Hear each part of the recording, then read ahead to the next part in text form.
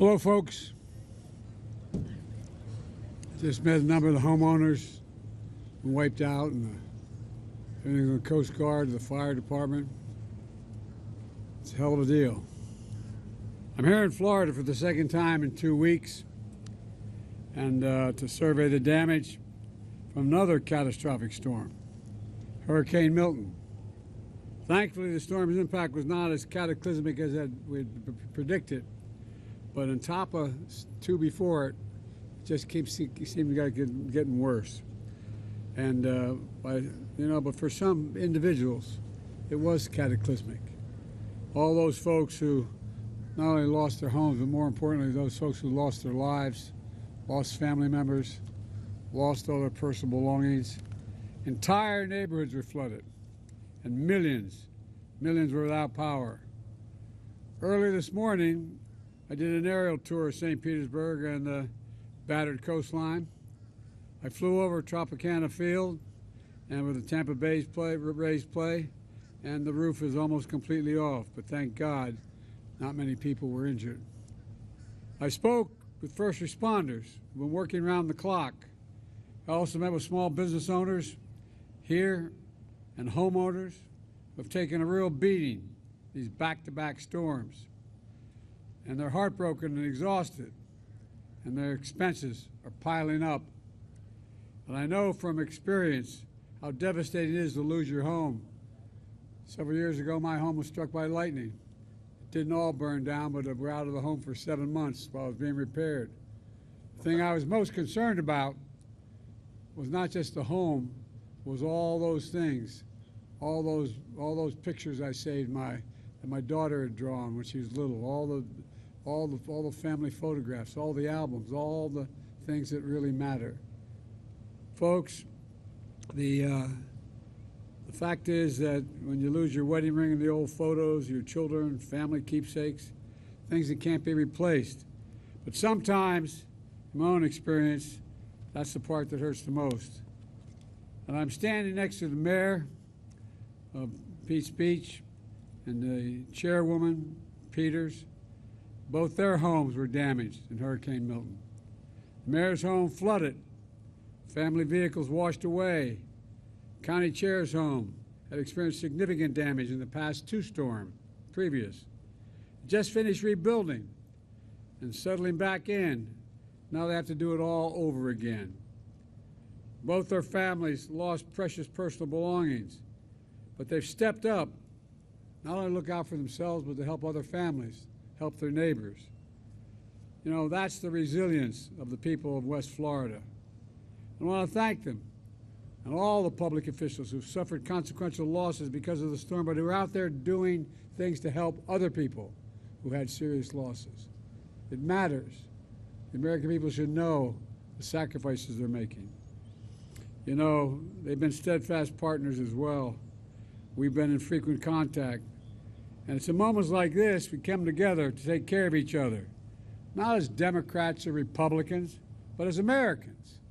Americans who need help, and Americans who will help you if you were in the same situation. We are one United States, one United States. I also came here to talk about all the progress we have made together. This is a whole of government effort, from state and local to FEMA to U.S. Coast Guard, Army Corps of Engineers, the Energy Department, Environmental Protection Agency, Department of Defense, just to name a few. FEMA has delivered 1.2 million meals, over 300,000 liters of water, 2 million gallons of fuel, and so far we've installed 100 satellite terminals to restore communications in impacted areas so families can contact their loved ones to be sure everything's okay and be able to reach out for help as well. Speaking of help, so far we've opened 10 disaster recovery centers in Florida with more to come so people can have one stop to meet with officials, get the federal help they're entitled to that's available to them. Such a direct, immediate financial aid of no interest payment loans, mortgage relief, and so much more. You can also go online to disasterassistance.gov, disasterassistance.gov, or call 1-800-621-FEMA, F-E-M-A. Yesterday, after I signed the Major Disaster Declaration, more than 250,000 Floridians registered for help. 250,000, the most in a single day ever in the history of this country. 250,000. I know you're concerned about the debris removal, and it's obvious why. We're prioritizing debris removal and working with the state and local partners to clear roads, to get wreckage of the two hurricanes off properties, and so more folks can return home and businesses can receive much-needed deliveries of food, fuel, medicine, and other essentials. That's a priority for me. Power has also been restored to over 2 million people in a matter of days. And thanks to tens of thousands of power workers from 43 states and Canada working nonstop, even more people will have more power restored soon. Today, I'm proud to announce $612 million to 6 new cutting-edge projects to support communities impacted by Hurricane Helene and Milton.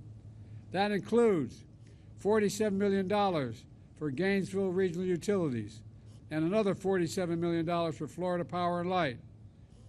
This funding will not only restore power, but will make the region's power system stronger and more capable and reduce the frequency and duration of power outages while extreme weather events become more frequent. In fact, we've been able to restore power quicker because of critical infrastructure investments were made both when I was vice president and president to harden the grid. For folks at home, the grid means the electrical power system that transmits energy from where it's produced on the power plant to where it's used in homes and businesses. We've been hardening the grid, like burying transmission lines underground, replacing wood power poles with concrete or composite poles so they don't snap in the wind. Energy Secretary Granholm is here with me today leading this effort, and she'll tell you more about it and other cutting-edge technologies in the grid in a moment. But let me close with this. I'm here to personally say thank you to the brave first responders, and I don't want to underestimate that. Brave first responders, men and women in uniform, utility workers. Look at the number that showed up from around the country, from Canada, California, Nebraska, all over the country to come here to help. Men and women in uniform, as I said, healthcare personnel, neighbors helping neighbors, and so many more people. This is all a team effort, folks. We made a big difference, and it's saved lives. But there's much more to do, and we're going to do everything we can to get power back in your homes, not only helping you recover, but to help you build back stronger. God bless you all. May God protect our first responders, protect our troops. Now I'm going to turn this over to Secretary Granholm. Madam Secretary? Yes, thank you, Mr. President. Thank you, Mr. President. I would like to echo the President's thanks to all the first responders and to the utility crews from across the continent who have been stepping forward to help in our time of need here and in the other affected states. DOE, the Department of Energy, continues to work with the utility sector to make sure you have what you need. I'm pleased to say that about 75% of the power has been restored across Florida, and most believing that by the end of Tuesday, the vast majority will be online. The unprecedented intensity of the damage and the disruptions overwhelmingly underscore the actions that the Biden-Harris administration really has taken to harden the grid against extreme weather. These include the new investments that the President just announced for the Southeast. When we took office, we knew the grids across the country had been suffering from decades of underinvestment. There was a dire need for repairs and upgrades and expansions. So the Biden-Harris team secured unprecedented funding in the bipartisan infrastructure law to begin modernizing these systems.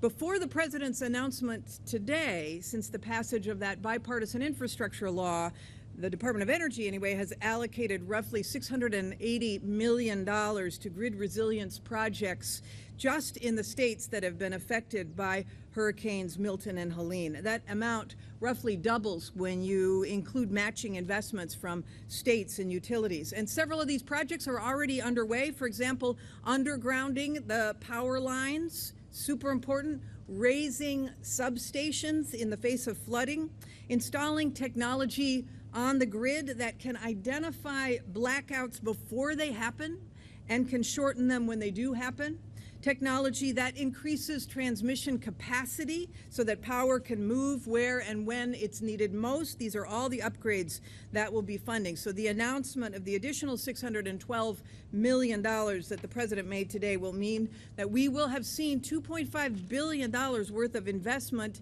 in these regions, in these states, to make the grid more resilient, a combined investment from the Department of Energy, states, and private utilities. And these partnerships are critical to making these projects successful and to bringing resilience to families and businesses across the Southeast. These investments obviously are not going to prevent the next storm, but they certainly will make sure that in the coming years we can respond and recover from these storms more quickly. So to the people of Florida, as the President has said, we will be here for you as long as it takes. So thank you. And with that, I'd like to bring up St. Pete Mayor Petrilla. Thank you, Madam Secretary.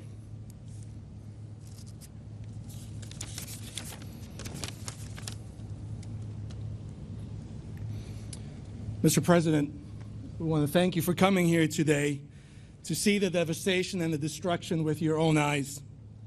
And we thank you for your support during this difficult and historic time.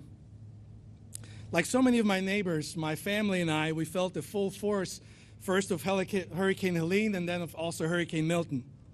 After the floodwaters of Helene hit, we thought we could begin to recover, patching up windows, cleaning up debris, and trying to get back to something resembling normalcy. And just as we finally began to find our footing, here comes Milton. And with it, another wave of devastation. You can see it everywhere. Our roofs were torn up, our trees were pulled up, our homes were destroyed, and like so many in our town, my wife and I, we thought, we're concerned about our safety.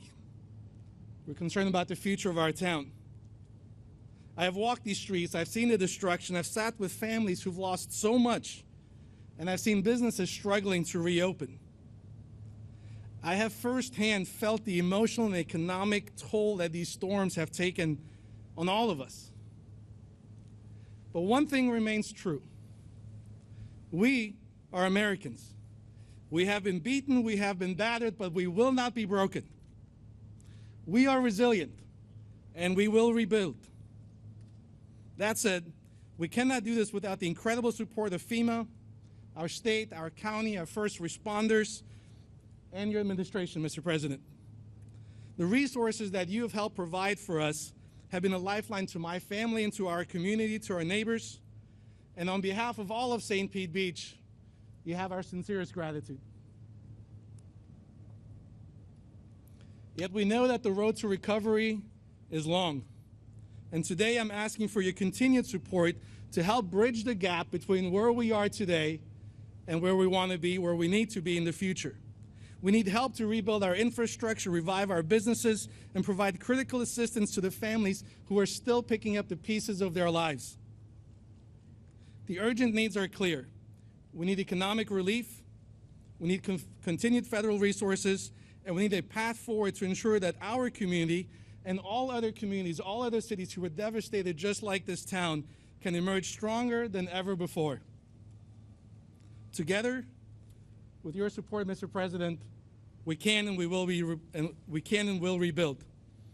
Thank you for standing with us. Chairman Peters? It's very good to be here, and I love to see all our first responders.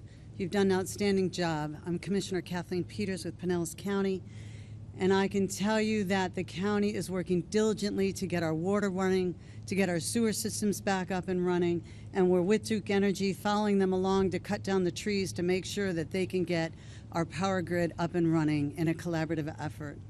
We've worked diligently and closely with the state, and I cannot thank our governor and our state officials enough. They have done an amazing job to help us with removal of debris, with bringing resources in to get the port open so we can get gasoline and get all of our businesses up and running. I've spoken with the president and his staff, and they are working tirelessly to send assistance, and I am very, very grateful to the way the president has responded. I think he has done an outstanding job in this situation, and I am truly, truly grateful. I'm hopeful. I sent a letter to the state, which will then go to the White House, asking for just, at a minimum, there's quite a few things we asked for, but at a minimum, to merge the two storms. Can you imagine if we had to separate our debris? This is Helene debris, and this is Milton debris. There's just no possible way that we would be able to do that effectively and efficiently. And by merging the two storms into one disaster will help expedite a lot of red tape to make this much quicker a recovery. So, so I'm looking forward to that announcement that will happen. The ones I want to thank the most are my neighbors, my first responders. Neighbors have been helping neighbors. As the president mentioned, I too had 4 feet of water in my home, and I lost all my personal things and my clothes and my memories. But what has been outstanding is every neighbor helping other neighbors. The kindness that has poured into this community has been amazing and overwhelming. It makes us so proud to be American. American has always been strong, and this is just an example of the resilience and the strength of every one of our residents in our community. And I am so eternally grateful for every one of my neighbors, every one of my police officers and fire and EMS personnel.